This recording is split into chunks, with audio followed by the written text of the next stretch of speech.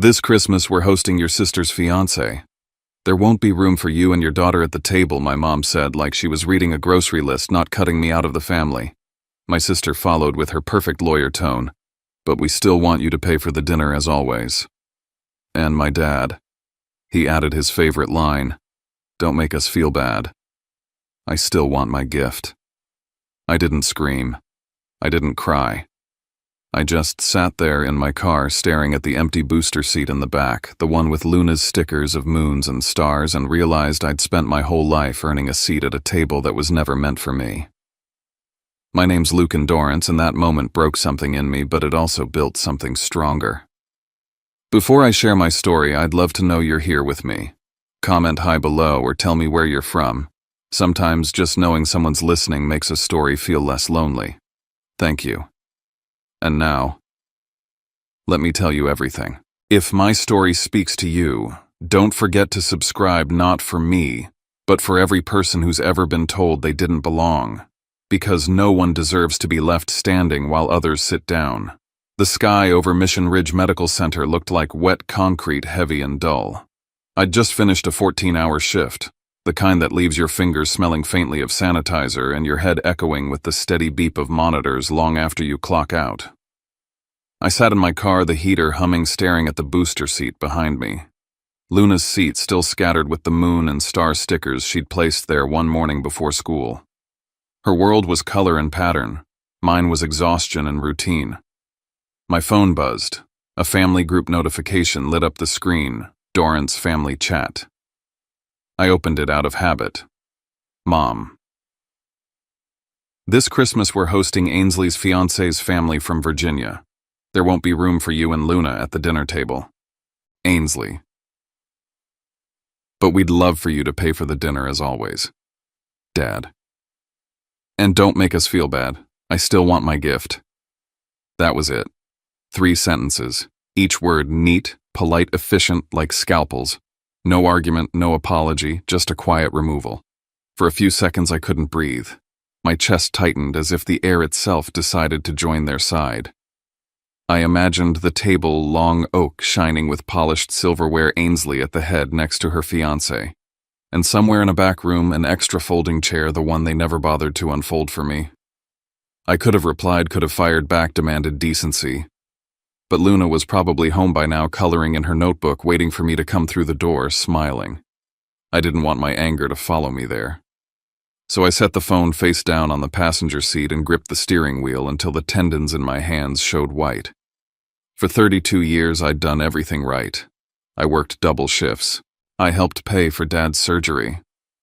I handled every birthday, every Christmas menu. I was the son who kept the house functioning while my parents and sister performed the role of a perfect family. Hendersonville's, Dorrance's, the people with the construction company, the country club, Smiles, the holiday photos, where I always stood behind the camera instead of in front of it. Outside, rain began to fall, soft, steady, the kind that blurs the world into watercolor. I listened to it, hit the windshield, each drop a countdown. I could feel something inside me rearranging, a quiet movement like furniture being pushed in a dark room. I didn't respond to the messages. I didn't call. I turned off my phone completely, an act so small but so loud in its silence. The dashboard clock ticked past 7.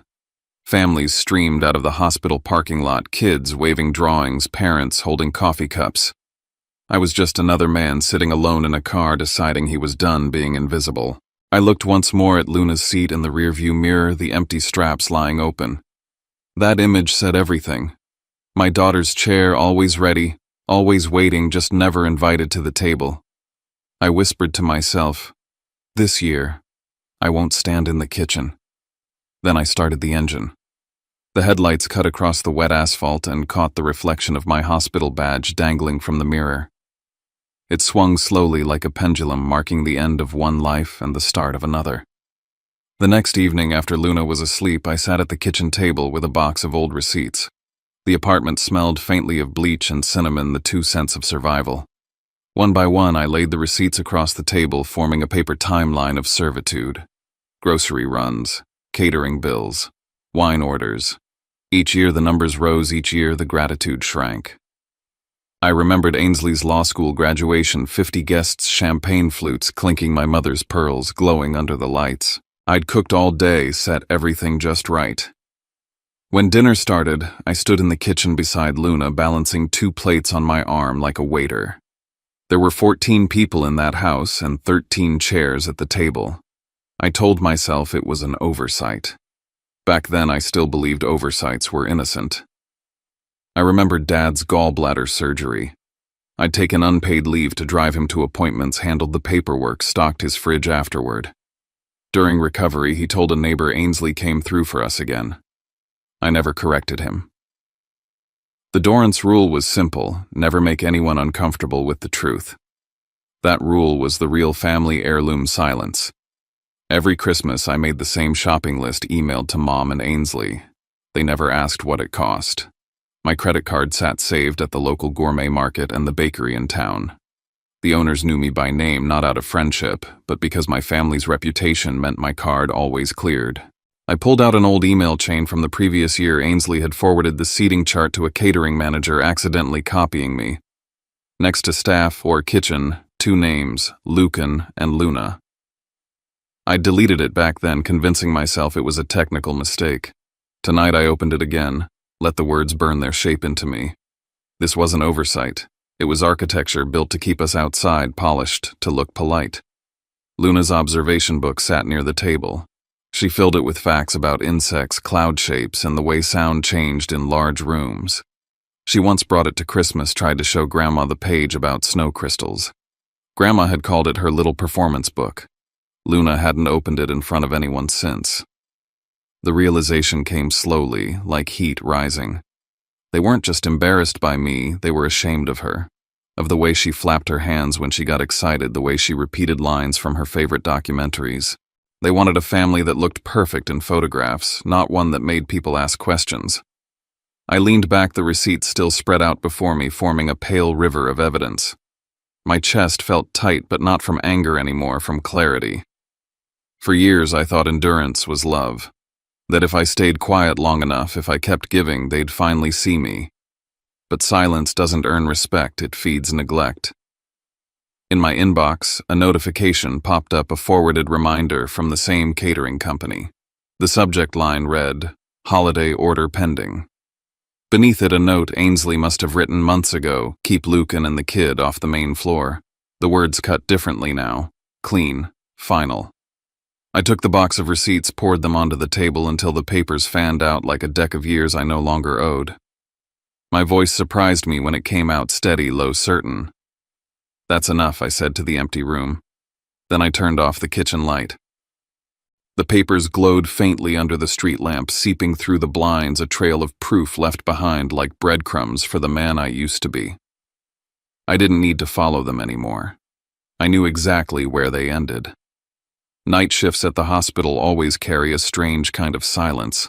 The fluorescent lights hum low and every sound feels magnified: the shuffle of rubber soles, the sigh of the air vents, the click of distant doors. That night I was treating a boy who had fallen off his bike. His arm was in a temporary cast, his eyes glassy with unshed tears. "I'm scared," he said, his small voice trembling. "It's gonna hurt, isn't it?" I told him the truth. "Yeah," I said softly. "A little. But I'll help you through it." He nodded. Simple, direct, honest. It struck me how easy it was for a child to say what grown-ups never could. My family would rather fracture each other's hearts than admit fear. They never said we're afraid of losing face. Instead, they made me invisible, as if I were the cost of their comfort. During my break, I sat alone in the staff lounge with my laptop open. The cursor blinked on an empty search bar like a dare. I typed Christmas in New York City, then the Plaza Hotel holiday package, Woolman rink skating schedule, Broadway matinee family shows. I scrolled through pictures of glowing lights, window displays, people holding hands on Fifth Avenue. I calculated the cost down to the dollar. It matched almost exactly what I'd planned to spend on my family's gifts. That realization hit like a pulse of light. I could spend money trying to please people who'd never see me, or spend the same amount creating something beautiful for my daughter. For once, I wanted to feed memory, not ego. I thought of Luna, Of her quiet, steady voice one night in November when she asked Daddy, "When can I sit next to you at the big table?" I'd laughed awkwardly, told her maybe next year, the same lie I'd been telling myself for decades. Sitting there under the glow of the break room light, I finally whispered, "Next year starts now." The phone rang mid-thought. Mom. Her voice arrived clipped and brisk, all habit and control. "Lucan, can you send the shopping list like usual? You know, the one with the ingredients for the roast and all the desserts I'm not cooking this year," I said calmly. A pause, sharp, loaded. "Don't be ridiculous. You can handle the kitchen better than anyone." I said, "I'm not cooking."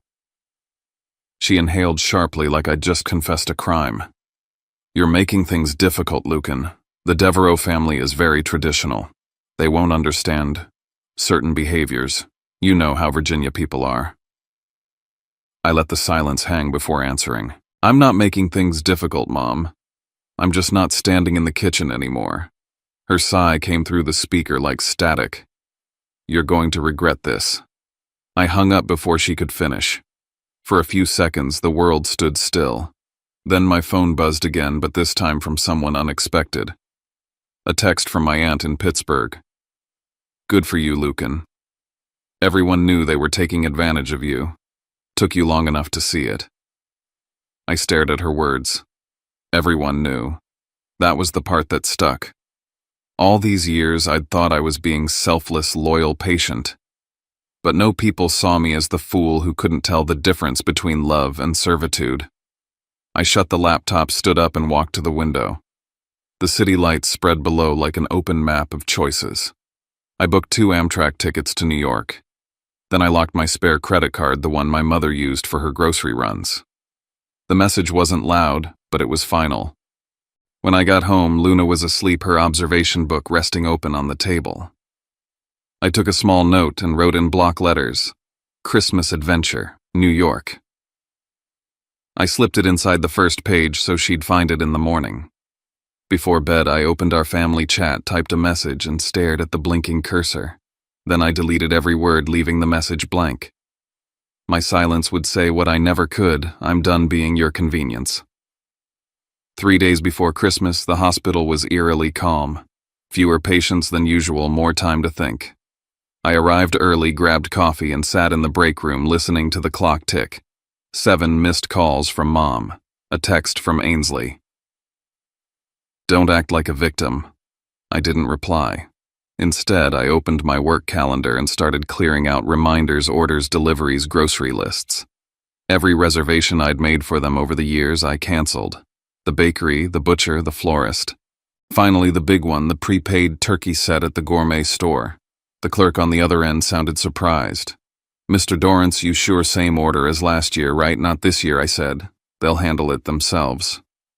When I hung up, I sat still for a moment. The quiet in my chest was strange, not emptiness exactly, more like air returning after being held too long. Around noon, my phone buzzed again. I walked to the parking lot before answering. Lucan, Mom said sharply, "How long do you plan to behave like a child? You're stressing Ainsley out." "I'm not behaving like anything. I just stopped doing your chores. You know who's coming, don't you?" "The Devereaux. They're old Virginia money. We can't embarrass ourselves." "No, Mom. What you mean is you can't look honest. You don't want them to see what kind of family we really are." Her breath caught. "You'll regret this." I ended the call before she could recover. Minutes later, a new message appeared from Dad. No words, just an audio file. Against my better judgment, I pressed play. His voice came first. "Don't seat him at the table. The kid's too loud." Ainsley's voice followed, perfectly steady. "I've already planned it. He'll cook, then leave." I listened twice, then 3 times. By the 4th, the shaking in my hands stopped. That was the sound of confirmation. Not misunderstanding, not poor planning. Intent. I could have sent it to the rest of the family, let them hear the truth for themselves. But I didn't. Instead, I saved it in a folder on my phone and opened a blank note. I typed, "Forgiving without confronting is just permission in disguise. I choose confrontation by walking away." That evening after my shift, I sat at the kitchen table again. The receipts were gone, the space felt open. I logged onto my bank account, booked our train tickets, and confirmed the plaza reservation. When the payment cleared, I stared at the confirmation screen until the glow blurred my eyes. It felt like signing divorce papers from a family I'd been married to out of guilt. I looked around the room, the same kitchen where I'd prepped hundreds of meals, the same counter where I'd chopped vegetables while they laughed in another room. Tonight the counters were spotless, the oven cold. The absence of noise was almost peaceful. I turned off the light. The room fell into darkness, but it didn't feel lonely. It felt finished. Standing there, I said it aloud, my voice low but certain. Let them cook for themselves. Then I walked out, leaving the kitchen to the silence it had earned. The morning of December 23rd came draped in fog. Frost clung to the shingles like a whisper that wouldn't leave. Inside our small Asheville house, Luna sat cross-legged on the living room floor, sorting her things with surgical precision. Red dress checked. Mittens checked, she murmured, marking each item in her observation book. I folded shirts, rolled, sweaters smelled the faint trace of baby lotion that still lingered in the air. It struck me how peaceful everything felt, like the house itself was exhaling after years of holding its breath. The phone rang just as I locked the door. Mom. Her voice cracked through the cold morning like the snap of ice. Lucan, don't do this. Your father's furious. Ainsley's been crying all night. You're tearing the family apart. I balanced the phone between my shoulder and ear while setting the suitcases in the car.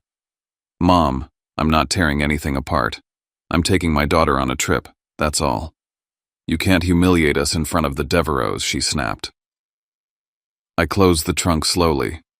I can't let my daughter be humiliated in front of her own family. For a moment there was only breathing on the other end, hers shallow and sharp, mine steady.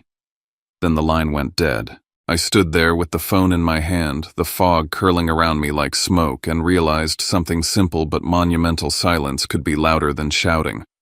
When I got back inside to grab Luna's stuffed rabbit, another message flashed across my screen. It was from Dad. If you walk out on this family during Christmas, don't bother coming back. I read it once, twice, 3 times, then deleted it. Not out of defiance, out of understanding. For the first time, I didn't feel the weight of his words. The absence of fear felt almost like relief. I didn't owe my return to anyone. As I zipped up Luna's coat, my phone buzzed again, this time a text from my cousin in Texas. Uncle Gerald told everyone you're just a low-level medical assistant. They found out you're head nurse now. Guess that lie won't hold much longer. Keep going. Don't look back. I stared at the message until the letters blurred. For years, I'd believed my parents' version of me was the only one that mattered. But other people had seen it too, their lies, their control. They'd all known, and I'd been the last to wake up. Something in me settled. I opened my social media account, typed one sentence, and hit post. If there's no room for us at their table, Luna and I will build our own. Within seconds, the phone buzzed again. Calls, messages, even from relatives I hadn't spoken to in years. I didn't pick up.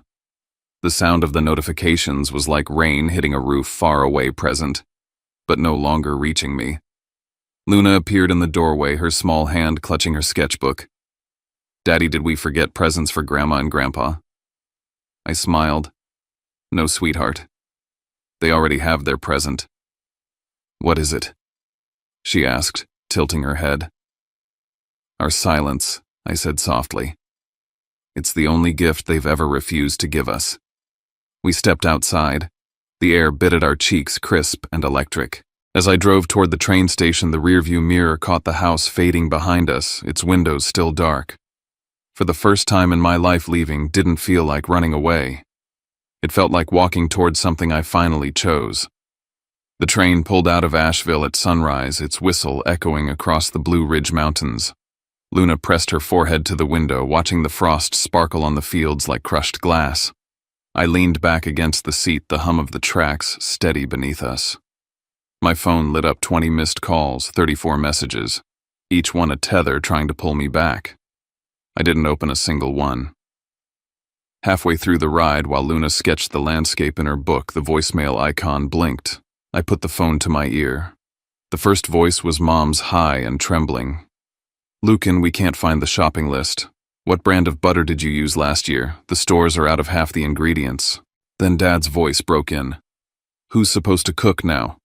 You think these things make themselves?" And Ainsley's tight and panicked. "I told David's parents you were the caterer. They're asking why you're not here." I let the phone rest on my knee and laughed softly, not out of mockery but revelation. They had built a world on my compliance, and the moment I stepped out, the whole structure crumbled. The lies they told about me about Luna were catching up faster than any train could move. As the tracks curved north, a man in his 50s took the seat beside me. He had kind eyes and the tired posture of someone who'd carried a long story. We exchanged small talk until he noticed Luna's drawings. "She's got a good eye," he said. "My son's on the spectrum, too. Smartest kid I know. The world just doesn't always know how to meet them where they are." His words landed in me like warmth. I nodded. People see difference as disorder, but she's not broken. She's just tuned to another frequency. He smiled, the kind that comes from recognition. "Exactly. It's not the children that need fixing, it's how we look at them." When he left at the next stop, I stared out the window, the scenery sliding by in streaks of silver and pine. For the first time, I didn't feel like an outsider. Somewhere out there were people who understood. Luna looked up from her drawing. "Daddy, look." She held out her sketchbook. Two stick figures sat at a small round table, hands touching over plates of cookies. Above it, she had written, "Our table." My throat tightened. That picture was everything we'd lost and everything we'd reclaimed. I brushed her hair back and whispered, "It's perfect." The train slowed near Washington, D.C., the sun breaking through clouds. My phone rang again. "Mom." I hesitated, then answered. "Lucan," she said quietly. "At least send the shopping list. I can't keep track of everything." I couldn't help but laugh. "You'll figure it out, Mom. You always do." She went silent.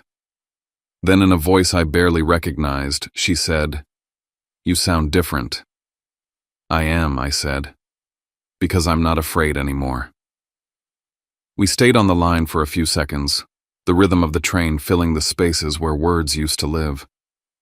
When she finally hung up, I felt something shift. Not reconciliation, just release. As the train crossed the Potomac, I watched the water flash beneath us like a moving mirror. I took Luna's observation book and wrote on the inside cover, "We weren't abandoned. We're the ones leaving." By the time we reached Penn Station, the city was already alive, steam rising from the greats' taxis, honking Christmas lights flickering through the morning fog. I squeezed Luna's hand and smiled. "We're here, sweetheart." She looked up, her eyes wide. "So, this is where our new table is?" "Yes," I said. "And it's big enough for both of us." Outside New York opened around us, loud and alive. Somewhere far behind, in a kitchen full of smoke and chaos, the people who'd once called me family were realizing what it meant to lose the person who'd kept them together. But I didn't think about them anymore. As we stepped onto the platform, the cold air hit my face sharp and clean. For the first time in years, every breath felt like my own. Luna and I arrived at the plaza in the soft gold of Christmas Eve afternoon. The revolving door spun us into a world of polished marble chandeliers and the faint scent of pine and pastry. For a moment I just stood there, taking in the sight of her reflection on the glass, her small smile, her mittened hands clutching the teddy bear a bellhop had just given her. It felt like stepping into a painting that had waited years for us to finally walk into it. Our suite on the 12th floor looked out over Central Park, powdered with snow and faintly glowing beneath the fading light. I pulled the curtains wide. "Look, sweetheart," I said. "It's like the world's wrapped up in silver." She pressed her nose against the window, eyes wide. "It's so quiet, Daddy." "I've never had a Christmas this peaceful," I admitted. No one's ordering, no one's judging, just us and the sound of our own breathing. We spent the afternoon drinking hot chocolate, sharing cookies still warm from room service. From the window, we watched the horse-drawn carriages circling the park, their bells ringing against the hum of the city. Every sound felt cleaner here, less like noise, more like music. As the first flakes began to fall again, Luna looked up at me. "Daddy, is this our new table?" I smiled, setting my cup down. "Yes, baby. And this time, no one can tell us we don't belong." The phone buzzed as I poured another cup of cocoa. A message from a cousin back in Hendersonville. "Ainsley burned the turkey. David's parents left early. Your mom's crying. Your dad ordered pizza. The whole dinner's a disaster." Attached was a photo, the once perfect table now strewn with half-carved meat and spilled wine, my mother's head buried in her hands. I stared at the image until the absurdity of it became beautiful. Justice didn't need noise. Sometimes it arrived disguised as chaos. That night, as Luna brushed her hair in front of the mirror, my phone rang again. Ainsley.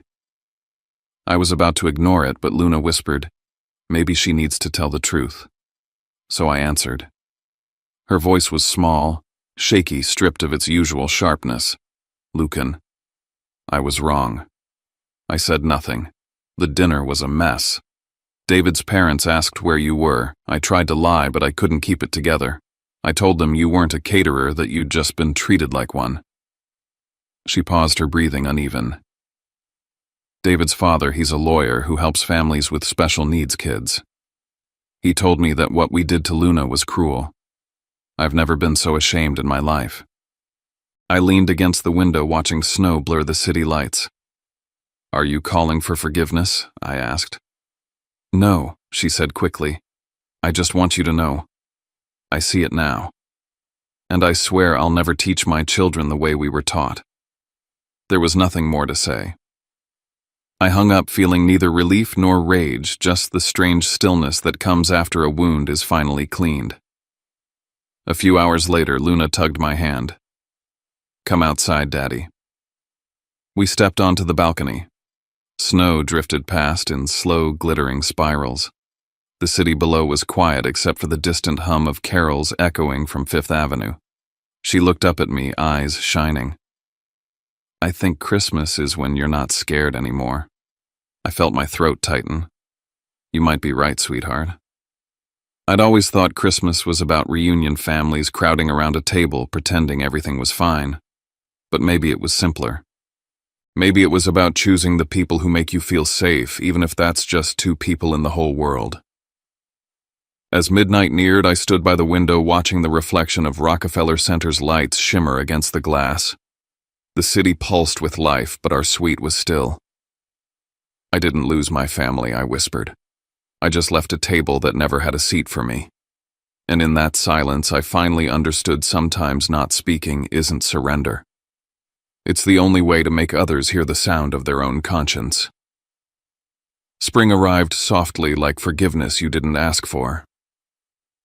3 months after that night, Luna and I moved to Seattle. My new job at Northwest Children's Hospital filled my days, but not in the draining way the old ones used to. Our apartment overlooked Lake Union, and every morning the fog lifted just enough to let sunlight spill through the blinds. Luna had started at a new school. She still carried her observation book, but on the first page she'd written in block letters, "My dad laughs more now." I read it one evening and just sat there smiling at the quiet truth of it. I never planned to leave Asheville, I narrated to myself one night while unpacking boxes. But some places only belong to the version of us we've outgrown. When you change, the doors behind you close on their own. The letters from home began arriving not long after. Dad's apology came first, short, awkward, typed in all caps like he was afraid of lowercase vulnerability. Then Mom's, written in cursive, softer. "I miss my granddaughter." And finally Ainsley's, she wanted me to give a toast at her wedding, said it would mean the world. I didn't say yes, I didn't say no. I just mailed a card back, "Wishing you happiness. Teach your children kindness sooner than we learned it." That was enough. I didn't need apologies dressed as invitations. What I needed was space. One evening, as rain whispered against the windows, Mom called. Her voice trembled. "Lucan, do you know your father cried that Christmas he thought you'd come back?" I paused before answering. "Mom, I did come back, just not to that house." She didn't respond. When she finally hung up, I realized she wasn't asking for forgiveness. She was just learning how to live without my silence to fill her guilt, and that too was progress. Weeks later, Luna and I walked by the lake, the sky low and pale. She slipped her hand into mine. "Daddy, where's our home now?" I looked across the water, the ripples catching light. "Right here," I said. "Home is anywhere there's room for both of us." The words felt final, like the closing of a loop that started in a cold parking lot months before. The table we'd built had become a home. That night, Luna showed me her latest drawing, the last page of her observation book. Two people sat at a small round table, hands joined. Beneath it, she'd written, "Maybe one day Grandma will join." I traced the words with my finger. "That's a beautiful thought," I said. "Do you think she will?" she asked. "Maybe," I said. "But we don't have to wait for that to be happy." When she went to bed, I stood by the kitchen window watching the lights across the lake shimmer through the rain. I realized the story had never been about vengeance. It was about proof that Luna and I were whole all along, even when others couldn't see it. The truth settled gently inside me. Value isn't granted by the ones who exclude you. It's chosen by the ones who stay. Later, Luna padded into the kitchen in her pajamas, hair messy, eyes sleepy. "Daddy, can we make pancakes?" We mixed batter, flipped cakes, and filled mugs with cocoa. Jazz played softly from the radio, filling the quiet with warmth. The sun dipped below the horizon, painting the room in soft gold. I looked at her across the table and said, "You know, after that Christmas at the plaza, every other meal is just decoration." She laughed, a small, bubbling sound that made everything else fade away. And as I watched her grin over her stack of pancakes, I thought, sometimes victory isn't making them regret losing you. It's living a life so full they can no longer touch it. That was our real inheritance, not silence, not pain, but peace. When I look back on everything that happened, the messages, the silence, the train rides, the long nights of doubt, I realize something I never understood when I was still trying to earn my family's approval. Sometimes the most radical act of love is walking away. Not out of hate, not out of revenge, but out of a desperate need to protect the small, beautiful things that still believe in you. For me, that was Luna.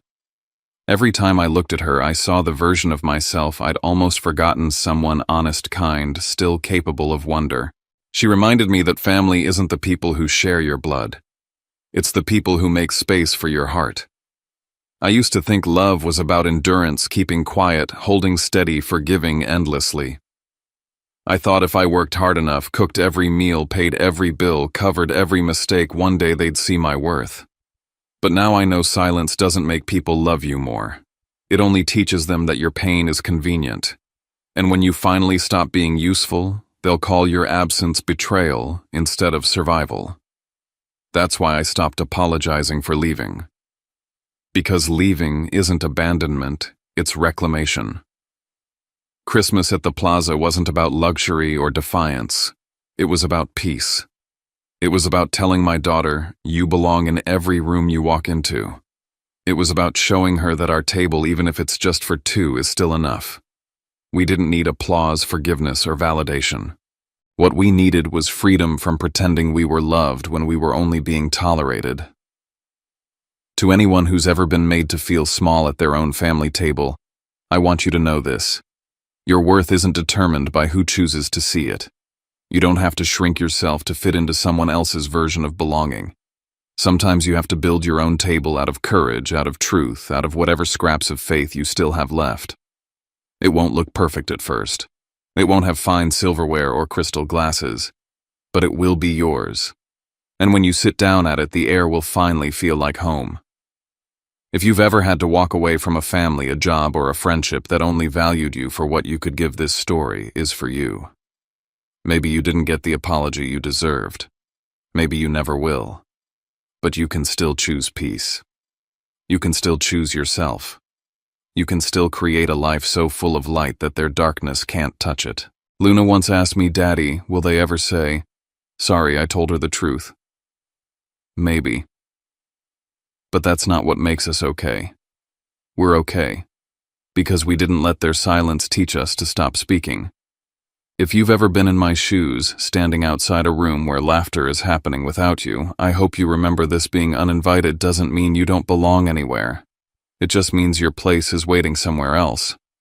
Before you go, I'd love to know you're here with me. Drop a hi in the comments or tell me where you're watching from. Sometimes even the smallest acknowledgement reminds me that stories like mine don't end in isolation, they grow into community. If this story spoke to you, don't forget to subscribe.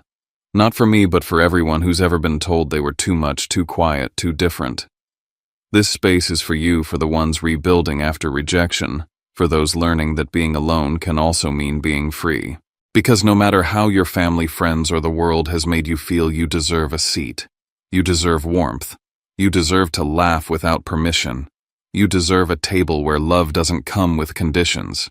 And if no one has told you lately, you are enough exactly as you are.